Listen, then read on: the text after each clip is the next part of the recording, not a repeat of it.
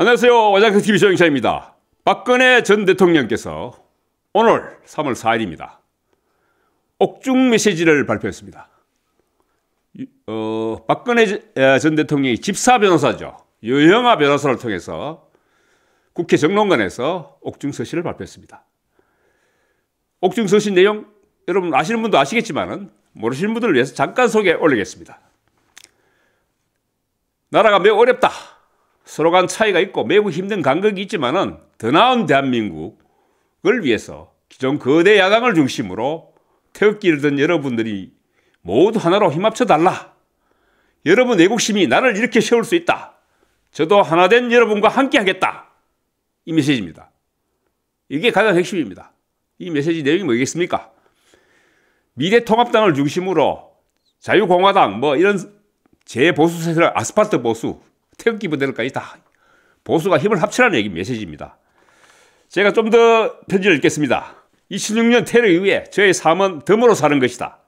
탄핵과 구속으로 저의 정치 여정은 멈췄지만은 북한의 핵위협이 여전하고 우방국과의 관계가 악화되는 등으로 해서 구치소에서도 걱정이 많다. 현 정부의 실정을 비판하고 견제해야 하는데도 거대 야당이 무기력한 모습에 울분을 터진다는 목소리도 많다. 그렇지만은 저희 말 한마디에 또 다른 분열 우려에 제가 이때까지 침묵하고 있었다. 이런 내용이었습니다. 그 뒤에 내용은 더 이야기를 안 해도 알겠습니다. 박근혜 전 대통령이 총선을 앞둔 이 시점에 왜 이런 발표를 했을까요? 예전에 친이한테 친박이 학살됐을 때죠. 그게 몇 년도죠? 19대 공천이었는가요? 19대 공천 때죠. 살아남아라. 살아서 돌아오라 이 얘기했죠. 살아서 돌아오라 했는데 이번에 메시지는 친박들한테 살아있으라. 내가 돌아갈 것이다. 이런 이야기입니다. 그리고 자유공화당 친박 세력의 중심이죠. 자유공화당한테 미통당하고 합당하라. 이런 메시지도 합당은 못하면 선거연대라도 하라. 이런 메시지가 아닌가 보입니다. 아울러 그러면서 자기가 미래통합당에 내 지분이 있다.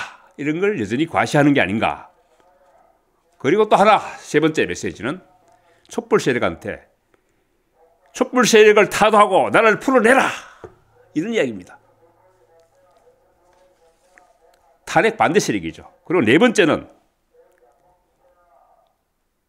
미래통합당 공관위에 던지는 메시지가 아닐까 이렇게 보였습니다. 오늘이 2월 4일입니다.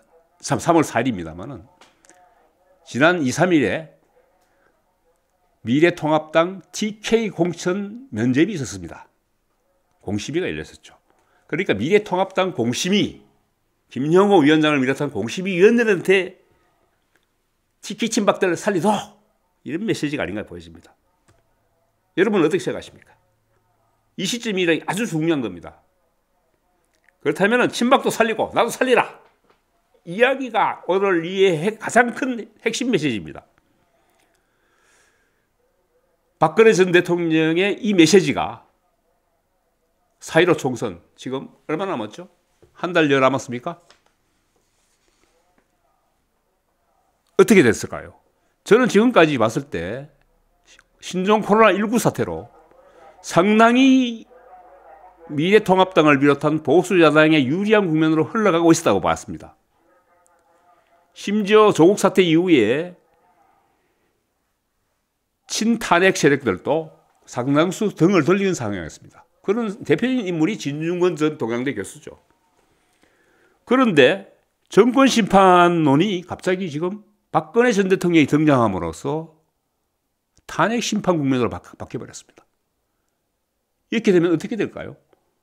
박근혜 전 대통령이 자기 친위 세력들을 살리기 위해서 옥중 서신을 메시지를 날림으로 해서 친박이죠. 친박 친위 세력들을. 그럼으로써 오히려 지금 중도 좌파 내지 중도파들이 탄핵 심판 쪽으로 몰려가게 됐습니다. 이렇게 되면은 선거가 4.15 총선이 굉장히 안개 국면으로 혼돈 국면으로 가게 됩니다. 저는 이런 측면에서 봤을 때는 전체 선거 판세에서는 박근혜 전 대통령의 등장이 상당히 야당한테 그렇게 긍정적으로 작용하지 않을 거라는 게 제 판단입니다. 두 번째, TK 선거에는 뭐 영향을 미치겠어요? 영향 없습니다. 지금 친박 공천 안 해도 자유한국당이 아니죠. 미래통합당 공천만 받으면 다 됩니다. 제가 늘 말씀하시면은 제가 공천 받아도 됩니다. 그런 마당에 지금 이런 메시지를 던졌다. 그러면은 어떻게 될 건가? 제가 아까도 말씀드렸습니다만은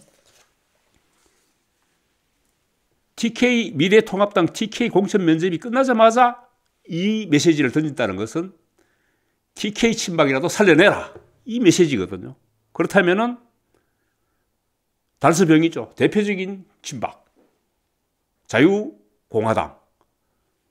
조원진 의원을 살려내라는 메시지죠. 그래서 아마 미래통합당에서도 강효상 의원이죠. 지금 전국구 비례대표. 강효상 의원을 이미 수도권으로 빼냈단 말이죠. 그런 가운데서 지금 그동안 상황이 불투명했던 TK 신박들이 살아 돌아올 가능성이 높아졌다. 저는 이렇게 봅니다. 그렇다면은 그 중에 뭐 제가 이름을 꼽아보자면은 뭐 곽상도 의원은 살아남는다고 이야기 됐었어요. 대구에서는 곽상도 추경호, 그 경북에서는 김석기, 백성주, 그리고 상당수 지금 여러 가지 무리를 빌었던 김재원 의원도 살아남으면은 살아남을 가능성이 높아졌다. 저는 이렇게 봅니다.